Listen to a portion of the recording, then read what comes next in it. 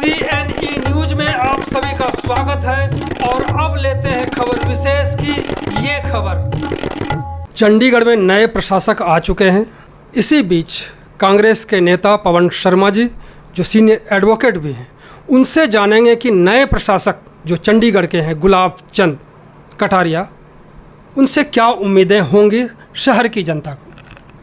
जहाँ तक आप प्रशासक की बात कर रहे हैं, शहर की जनता को प्रशासक से हमेशा उम्मीद रहती है और आज भी हम उम्मीद करते हैं कि प्रशासक शहर के लिए जो काम सालों से अधूरे पड़े हैं उनको पूरा करेंगे। हम इस बात की उम्मीद करते हैं। किस तरह के काम? क्योंकि जनता के जितने भी काम हैं उसके लिए तो अभी तक मारामारी हो रही है। ना कोई MP अभी तक सफल हो पाया और ना ही कोई प्रशासक ऐसा आया जो कि जनता को राहत मिल सके। मैं तो प्रशासक साहब से एक ही बेनती करता हूं कि भारतीय जनता पार्टी की सरकार केंद्र में है, कम से कम जो बीजेपी के पिछले 10 साल के मैनिफेस्टो थे चंडीगढ़ के बारे में, जो वो डिमांड थी उन्हीं को पूरा कर दे ताकि कॉरपोरेशन में बीजेपी अपनी साख बचाने के लिए कामयाब हो सके।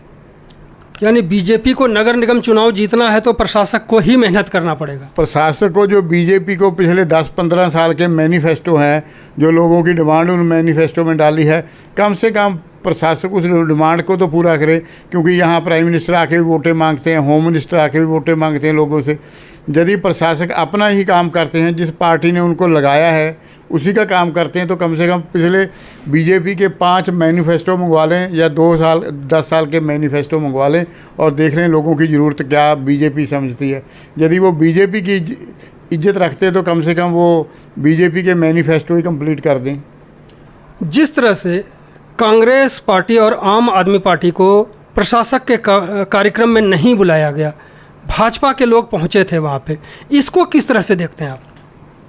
देखिए, इसको एक बात तो बिल्कुल क्लियर है कि जो ऑफिसर साहिबान हैं जिन्होंने लिस्ट देनी होती है, उनको कोई इशारा था या उन्होंने अपनी मर्ज़ी से ये लिस्टें दी हैं, गेस्ट लिस्टें दी हैं, ये उस बात पे डिपेंड करता है। क्योंकि उस मामले में ना तो हमारी पार्टी की मीटिंग हुई है, ना उस बात में इस बारे में कोई चर्चा हुई है।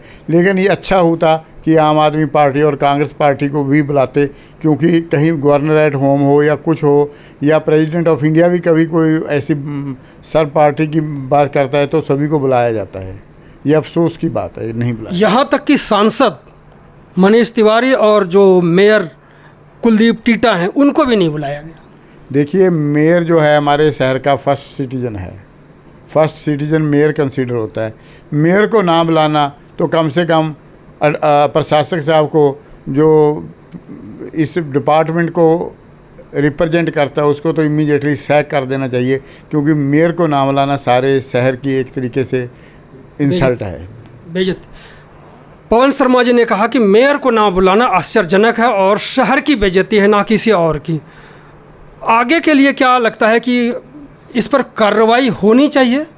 कार्रवाई वाली बात नहीं। गुलाब चंद जी जो हमारे प्रशासक बने हैं वो बहुत अनुभवी बंदे हैं, पब्लिक लाइफ से आए हैं, मिनिस्टर भी रहे हैं राजस्थान गवर्नमेंट में और उच्च पदों पर रहे हैं।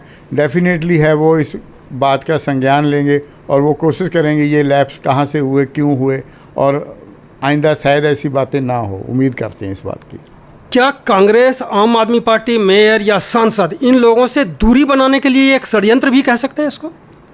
ये षड्यंत्र तो नहीं कह सकते, लैप्स हो सकता है। क्योंकि नया बंदा आया अभी चंडीगढ़ में, प्रशासक तो नहीं है, लेकिन जिन लोगों ने ये लिस्टें तैयार की, जिन लोगों ने ये मसौदा तैयार किए, ये उनकी रिस्पॉन्सिबिलिटी थी। वो ये उनकी तरफ एक कोताही जाती है, ना कि प्रशासक की तरफ। प्रशासक तो आ जाए। तो आपने सुना पवन शर्मा जी को, जिन्होंने प्रशासक को कहा है कि इस तरह से दूरी ना बनाएं और ये मेयर को नहीं बुलाना बेइज्जती है। बहुत बहुत धन्यवाद। धन्यवाद भाई। CNE न्यूज के साथ बने रहने के लिए आप सभी का बहुत बहुत धन्यवाद।